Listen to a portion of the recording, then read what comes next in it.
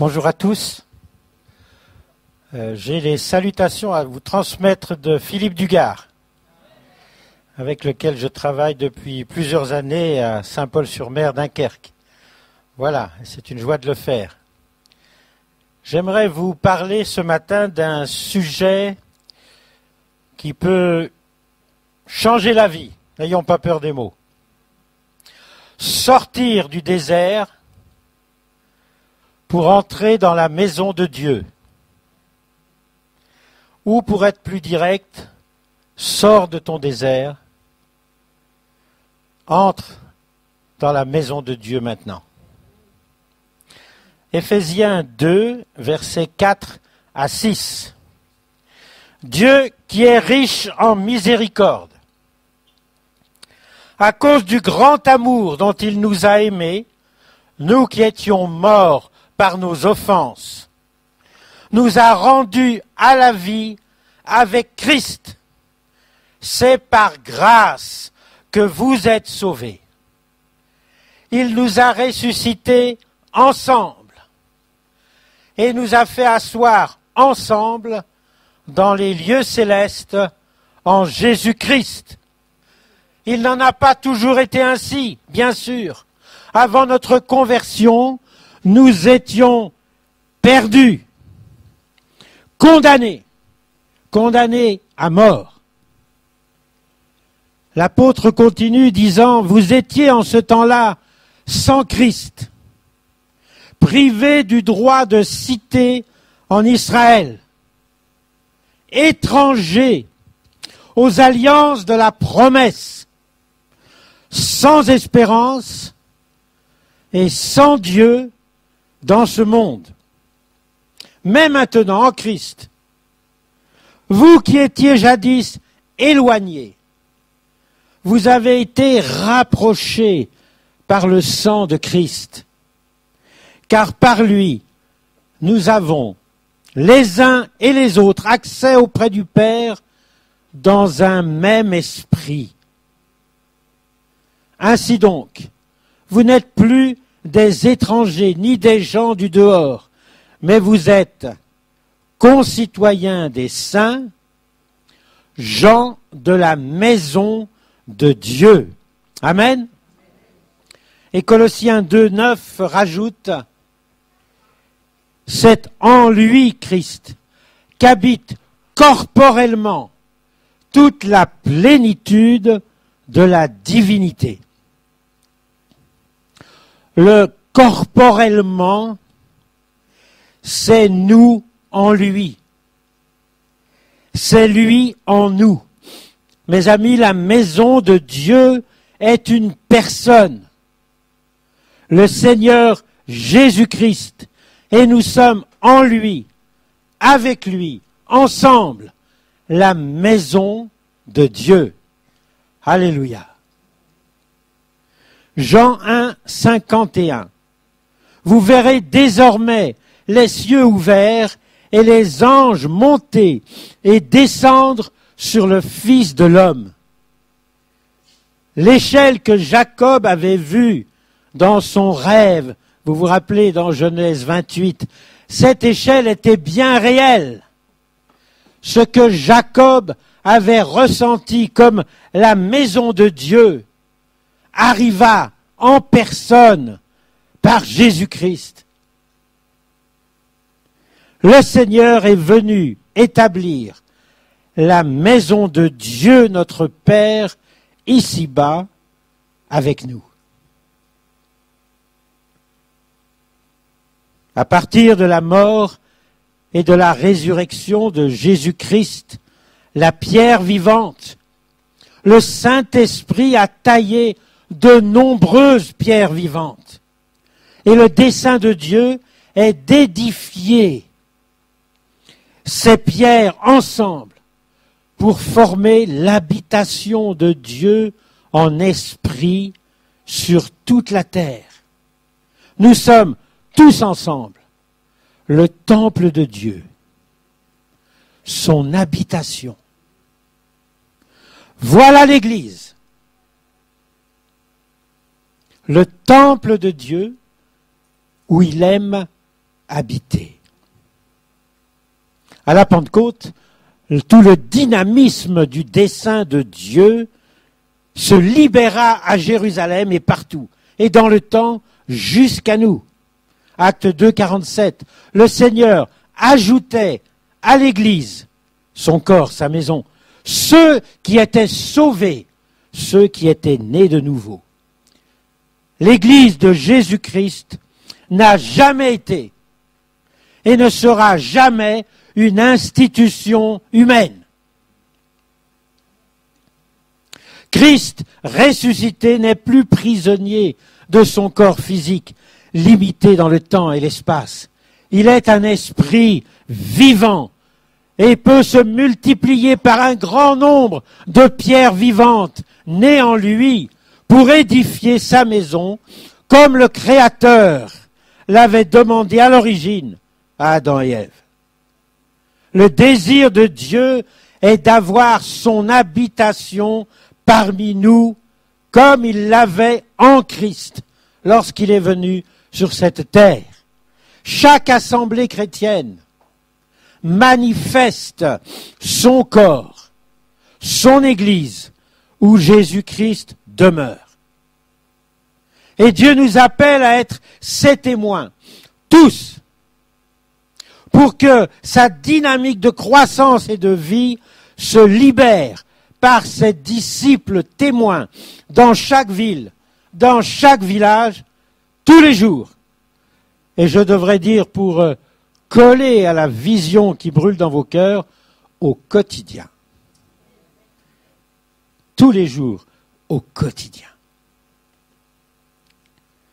Les humains espèrent aller au ciel. Vous en faites partie? Faites attention, souvent je donne des petites phrases qui sont des pièges. Les humains espèrent aller au ciel, mais Dieu espère venir sur terre. Faites attention de ne pas vous croiser en route. Dieu est venu sur terre à Noël en Jésus-Christ. Mais Dieu est sur terre en esprit maintenant pour vivre avec nous. Je vais vous dire un secret que vous connaissez, mais c'est bon de les rappeler quand même. Dieu est amoureux de toi. Dieu est tombé en amour avec toi. Waouh! Vous savez ça? C'est beau quand il y a beaucoup d'amen qui montent, tu vois. Ça, vraiment, ça réconforte. Vous savez ça? Alléluia. Et Dieu est tombé en amour avec l'assemblée de Clamart aussi. Dans son ensemble. Ah, ça fait du bien. Dieu est amoureux de moi. Dans toute mon histoire, qui n'a pas toujours été merveilleuse, Dieu est resté amoureux de moi. Dieu m'a relevé. Dieu m'a béni encore. Parce que Dieu est amoureux de moi. Dieu est amoureux de toi. Dieu est amoureux de cette Église. Il a des promesses qui vont s'accomplir pour cette assemblée. Béni soit le nom de Dieu. Il est venu ici-bas pour te sauver, te rencontrer en Jésus-Christ. Et ta destination finale, comme enfant de Dieu, n'est pas un ciel inconnu et lointain. Ta destination finale est la maison de Dieu. Le jardin d'Éden devient une ville dans l'Apocalypse. Il y a eu un peu d'urbanisation au jardin d'Éden.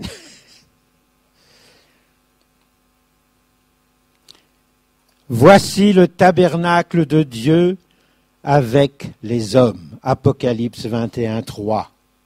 Il habitera avec eux. Ils seront son peuple. Dieu lui-même sera avec eux. Il sera leur Dieu. Et je vous rappelle que cette nouvelle Jérusalem est descendue des cieux sur la nouvelle terre. À la nouvelle naissance, nous avons été vivifiés par son esprit. Et nous avons intégré un nouvel habitat, le corps de Christ, l'Église de Jésus-Christ, la maison de Dieu. La notion d'habitat est essentielle dans la Bible, parce qu'elle parle du contexte indispensable à notre vie spirituelle. Quand on retire un organisme vivant de son habitat naturel, cet organisme risque l'extinction. Sortir un poisson de l'eau, mettre un ours blanc au Congo, c'est sortir un organisme vivant de son habitat naturel. C'est ce qui est arrivé à l'homme par la chute. Par son péché, il a été sorti de son habitat vital. Par sa résurrection en Christ, Dieu a recréé une espèce vivante, nouvelle, qui n'existait pas sur terre. Les hommes et les femmes nés de nouveau. Et il a recréé pour eux un habitat surnaturel. L'Église. Dieu ne raccommode pas les vies. Elles sont fichues. Dieu crée une vie nouvelle pour ceux qui croient en lui. Nous faisons partie de cette espèce nouvelle et nous vivons dans un nouvel habitat spirituel. Ce nouvel habitat est la maison de Dieu, un royaume avec son air pur, sa nourriture et la vie de son esprit. Nous sommes gens de la maison de Dieu, appelés par Dieu à nous multiplier sur terre. Amen. Gens de la maison de Dieu. 2 Corinthiens 5, 17. Si quelqu'un est en Christ, il est une nouvelle créature. Les choses anciennes sont passées. Voici, toutes choses sont devenues nouvelles. Alors ce matin, le cœur de ce message est de vous rappeler ou de vous apprendre, de vous dire en tout cas que la vie chrétienne, digne de ce nom, ne peut pas se vivre en dehors de l'habitat surnaturel que Dieu a mis en place. L'Église de Jésus-Christ ne vient pas de l'homme. Ses origines sont d'un autre monde. Tout comme un oranger ne peut vivre au pôle Nord. Cette assemblée, toi et moi, ne pouvons pas vivre la vie nouvelle sans Christ. Hors du corps de Christ, sans l'Église de Jésus-Christ, celle que Jésus-Christ bâtit. Et cette Église veut rentrer dans l'œuvre de Jésus-Christ. Cette Église ne veut pas bâtir l'Église à sa façon. Cette Église veut apprendre à rentrer dans l'Église que Jésus-Christ bâtit. Amen. Ça amène parfois quelques changements dans nos états d'esprit et dans nos mentalités. Mais c'est indispensable. Attention au domaine dans lequel nous nous sommes établis. La Bible nous montre 4 domaines où les hommes peuvent habiter et enraciner leur vie. Ils peuvent gâcher leur vie en Égypte, qui figure la réussite mondaine, le siècle présent dans la Bible. Ils peuvent engloutir leur vie à Babylone, dans le vide séducteur de la religion et du surnaturel maléfique. Ils peuvent dessécher leur vie au désert. Le désert dans la Bible est un passage obligé entre l'Égypte et Canaan, la terre promise. Entre Babylone et Canaan, la terre promise. C'est un passage obligé. Mais en restant trop longtemps dans la tradition du désert, on finit par y mourir. Et quatrième habitation, les hommes peuvent renaître en Christ pour la vie éternelle dans la maison de Dieu ou dans son amour. Quelques mots sur chacune de ces habitations. Les Hébreux sortirent d'Égypte par le sacrifice de l'agneau pascal, préfigurant la mort du Sauveur en croix. Ils passèrent la mer Rouge ouverte, comme un baptême, image de la mort à leur ancien habitat de l'Égypte, pour marcher résolument vers Canaan, la maison de Dieu où coule le lait et le miel. En réalité, il fallait 11 jours de voyage pour passer de l'Égypte à Canaan. Ils se sont ensablés pendant 40 ans dans le désert. C'était pour eux le désert du doute. À Babylone règnent les religions. Babylone est une contrefaçon de la femme, de l'épouse de Christ. Babylone est l'ancienne Babel avec sa tour. Babylone, c'est l'esprit religieux qui constitue un faux habitat pour les croyants. Je le répète, Jésus-Christ n'est pas venu commencer une nouvelle religion. Il est venu pour une nouvelle création, dans un habitat nouveau, la maison de Dieu. Le désert, lui, n'a qu'un seul but, nous passer au crible. Nous devons arriver purifiés dans la maison de Dieu. Ceux qui ont quitté l'Égypte ou Babylone devaient traverser un désert pour revenir en Israël. Ils avaient tous besoin d'être purifiés dans leurs pensées, parce qu'ils avaient trempé, parfois pendant des générations, dans une autre mentalité, dans un autre système de pensée. Alors, il fallait traverser un désert vide où il n'y avait rien pour revenir en Israël et changer leurs pensées. On ne peut pas vivre la vie nouvelle sans nous débarrasser des séquelles du passé.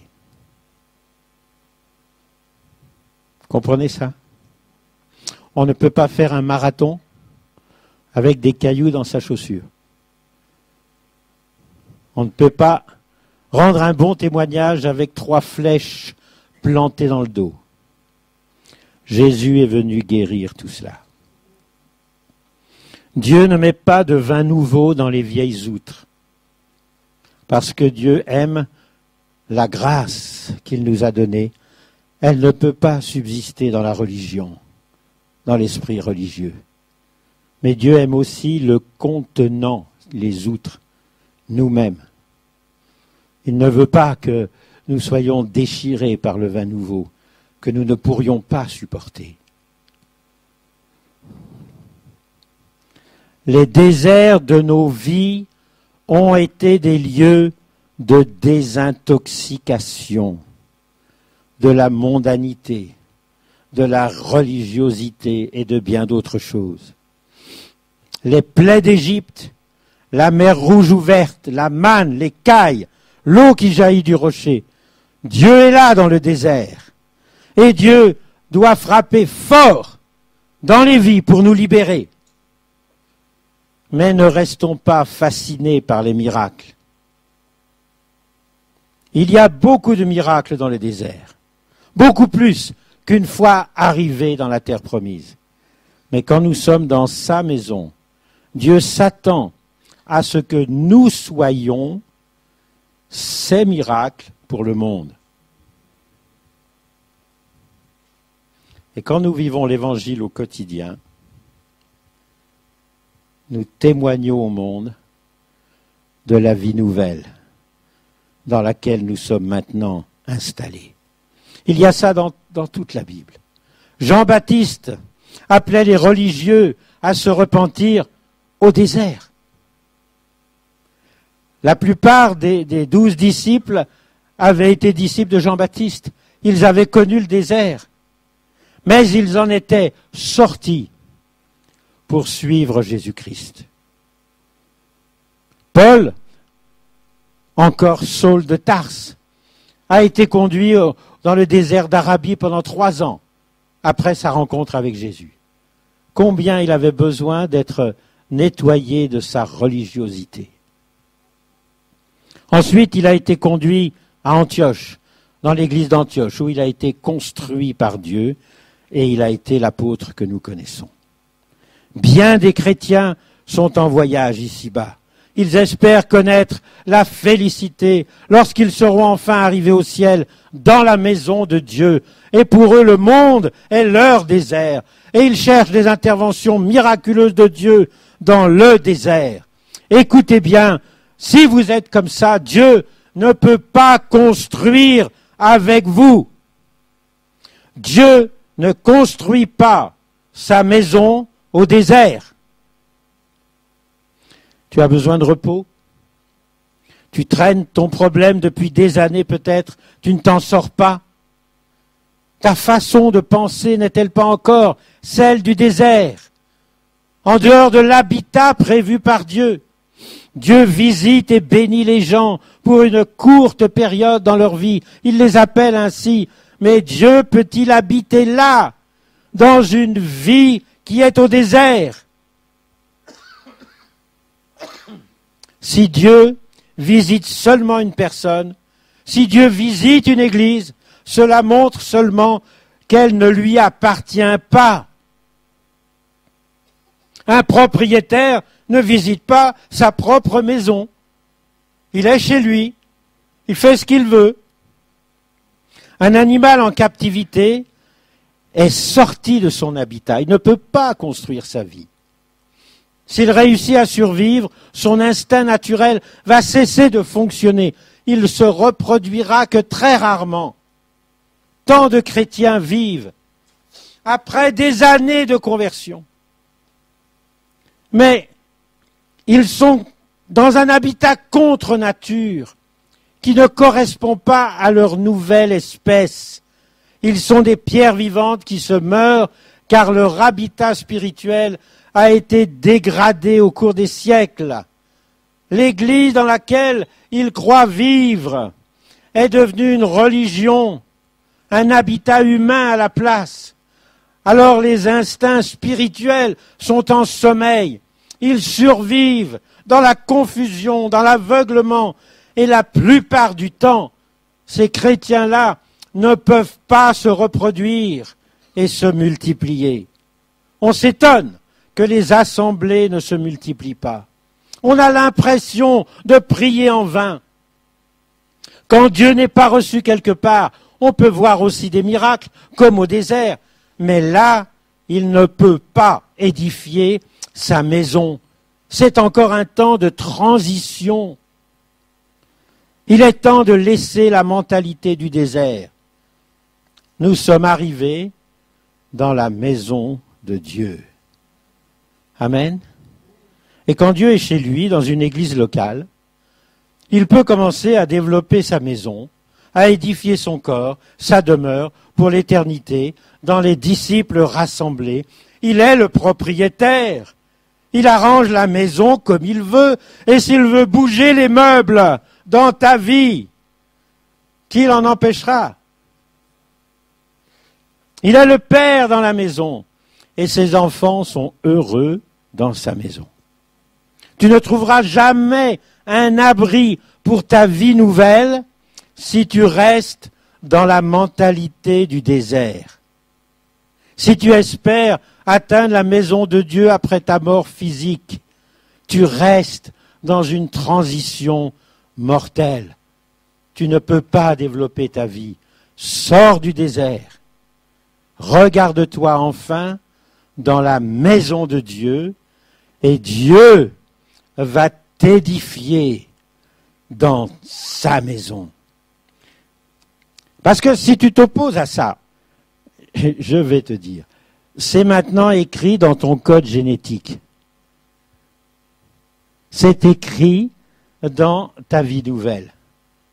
On ne peut pas échapper à ça. Si on était un oranger, on ne peut pas aller vivre au pôle d'Or. On est un chrétien né de nouveau, on ne peut pas vivre dans le monde. Ou alors on s'atrophie, on s'étouffe. Ton instinct spirituel veut que tu sois maintenant édifié avec d'autres chrétiens. Dans tes gènes, c'est marqué. Tu es de la maison de Dieu. Concitoyen des saints, sors de tes limites, viens pleinement, libère-toi, lâche-toi dans le seul habitat où tu vas pouvoir vivre ta vie nouvelle et être édifié en Christ. Cet habitat s'appelle l'Église, le royaume de Dieu. Dans tout l'Ancien Testament, il y a deux notions provisoires, les autels et les tentes. Les autels pour les sacrifices mènent à la croix. Les tentes sont les habitations passagères de Dieu. Elles mènent à l'habitation de Dieu en esprit. Paul écrit à des chrétiens quand il dit en Éphésiens 2,19 « Vous n'êtes plus des étrangers, ni des gens du dehors. Vous êtes concitoyens des saints, gens de la maison de Dieu. Vous avez été édifiés sur le fondement des apôtres et des prophètes, Jésus-Christ lui-même étant la pierre angulaire. En lui, tout l'édifice bien coordonné s'élève pour être un temple saint dans le Seigneur. En lui, vous êtes aussi édifiés pour être une habitation de Dieu en esprit. Mes amis, nous sommes sortis d'Égypte. Nous sommes revenus de la captivité à Babylone. Ne restons pas au désert. Dieu ne construit pas sa maison au désert. Sortez de la mentalité du désert. Levons-nous, bâtissons, multiplions les lieux d'accueil. Entrons dans le travail de Dieu. Psaume 127. Si l'Éternel ne bâtit la maison, ceux qui la bâtissent, bâtissent en vain. J'aimerais vous donner ma conclusion, qui sera ma première et ma seule conclusion. J'aimerais vous dire quelques mots d'Abraham.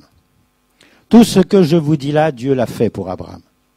Abraham était, par définition, un homme du désert, un nomade, toute sa vie.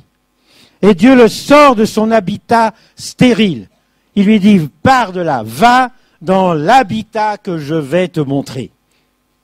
Même plus tard, Dieu le sort de sa tente, où il réussissait à s'acclimater à son habitat difficile. Il le sort de sa vie confortable qu'il avait réussi à aménager. Il le sort de ses pensées humaines, logiques et limitées. Dieu le sort de la tente de l'indignité, du doute, de la culpabilité. Dieu le sort des événements qui limitent sa vision. Dieu le sort de son passé. Dieu le fait aussi avec nous. Il veut nous montrer les dimensions de sa maison en Christ. Et il nous donne une joie et un enthousiasme nouveau. Parce que Dieu veut accomplir ses promesses dans cette assemblée. Réjouis-toi. Même si tu ne te sens pas à la hauteur. Réjouis-toi. Même si tu as loupé le coche bien des fois. Parce que Dieu n'accomplit pas ses promesses. Parce que nous sommes des gens merveilleux. Dieu accomplit ses promesses pour une seule raison. C'est lui qui a promis. Galates 3, 16. Or, les promesses ont été faites à Abraham et à sa postérité, c'est-à-dire à Christ. Galates 3, 29. Et si vous êtes à Christ, vous êtes la postérité d'Abraham, héritier de la promesse. Dieu veut rendre cette assemblée féconde, comme Abraham. Amen. Voilà notre foi. Voilà notre volonté, notre engagement. Dieu veut sauver par notre témoignage quotidien et ajouter des gens à l'Église. Alors Dieu parle à Abraham, parce qu'Abraham a la tête dure. Franchement, on l'appelle le père des croyants, mais ça n'a pas été simple. Hein. Nous, ça va, nous on croit tout de suite, il n'y a pas de souci. Mais lui, c'était dur. Hein. 20 ans plus tard, 20 ans après lui avoir fait les grandes promesses, Dieu lui montre le ciel et lui dit « Compte les étoiles si tu peux ». Vous avez déjà essayé ? Dieu, lui, peut compter les étoiles, car le ciel est une image de sa maison. Dieu le Père compare toutes les étoiles du ciel aux enfants d'Abraham dans sa maison céleste. Et Dieu dit à Abraham, tu n'as pas d'héritier ? Regarde, ma maison est remplie d'héritiers. Tu n'as amené personne à Christ encore dans ta vie ? Regarde, ma promesse, ma maison est remplie d'héritiers que tu vas avoir. J'aurais aimé avoir autant d'amen que tout à l'heure. Gloire à Dieu. C'est à toi, dit Dieu, de lancer le processus miraculeux qui accomplira mon dessein éternel. Voilà ce que dit Dieu à Abraham. T'as pas d'enfants ? Regarde, tous les enfants de ma maison, c'est toi qui vas le faire. Moi, j'ai bientôt 100 ans, etc. Vous connaissez l'histoire. Moi, dit le chrétien de l'Assemblée de Clamart aujourd'hui, mais tu m'as bien regardé, t'as pas vu mon passé, mes limites, mes doutes, mes difficultés. Dieu dit, je t'ai promis une descendance. Ne regarde pas à qui tu es. Regarde à moi. Dieu est plus grand que tout ce que tu as vécu. Dieu est plus grand que tout ce que tu as réussi, que tout ce que tu as échoué. La puissance de Dieu est venue en Abraham et il a vécu l'accomplissement de la promesse comme nous allons le vivre.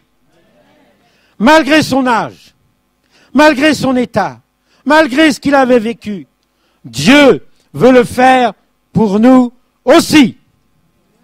Quoi que tu aies vécu, quelles qu'aient été les turbulences qu'a pu connaître cette assemblée, comme à Abraham, Dieu nous donne un lieu où sa vie peut s'exprimer. Son Église, partie prenante de cette assemblée, nous sommes partie prenante de la nature de Christ. C'est fait. Notre destinée est déjà la nouvelle Jérusalem, la maison de Dieu. Et le peuple dit, Dieu nous montre que sa volonté est d'accomplir son dessein éternel par nous aussi et de rassembler toutes choses en Christ dans sa maison. Voyez par l'Esprit la maison de Dieu grandir. Voyez par l'Esprit. Waouh! Voyez par l'Esprit tous les nouveaux qui arrivent. Je prends 3 minutes, même 1 minute me suffira pour vous dire qu'à Dunkerque, depuis 2 mois, chez Philippe Dugard là-bas, enfin c'est chez le Seigneur, mais vous comprenez, tous les dimanches, viennent environ 10 personnes qu'ils ne connaissent pas, ne savent pas d'où ils sont. Personne les a invités. Tous les dimanches depuis 2 mois, il y a en moyenne 10 personnes qui viennent au culte, des personnes nouvelles que Dieu amène. Oui, gloire à Dieu. Parce que le frère a lui aussi choisi de payer le prix, et ce n'est pas évident partout, de payer le prix pour entrer dans le travail que Jésus-Christ fait lui-même. Alors, le Saint-Esprit amène dans cette maison, qui est sa maison, des gens en recherche. Béni soit Dieu. Ayez en vision l'arbre généalogique spirituel de votre descendance spirituelle. Tout le monde sait ce que c'est qu'un arbre généalogique, hein, ça part d'une personne et puis ça s'élargit. Voilà. Généralement, on part du passé, hein, mais là, regardez devant vous. Voyez votre arbre généalogique spirituel qui va se développer. Je le dis individuellement à chacun d'entre vous. Soyez dans la foi. Je le dis à cette assemblée. Soyez tous ensemble dans la foi. Dieu va multiplier parce que Dieu veut toujours accomplir ses promesses. Gloire à Dieu. Nous verrons bientôt ensemble pourquoi et comment la vision biblique des actes accomplissait le dessein de Dieu dans sa dynamique de croissance dans les maisons. Mes amis, que le Seigneur nous aide tous, si besoin, à quitter le désert de la transition pour habiter dans sa maison spirituelle, car c'est là seulement que Dieu peut édifier sa maison et multiplier son corps pour l'éternité. 4 affirmations. Je sais que Dieu va bénir sa maison. Je sais que Dieu va l'édifier encore en qualité. Je sais que Dieu va multiplier son peuple dans sa maison. Que le nom de Dieu soit glorifié dans sa maison. Amen.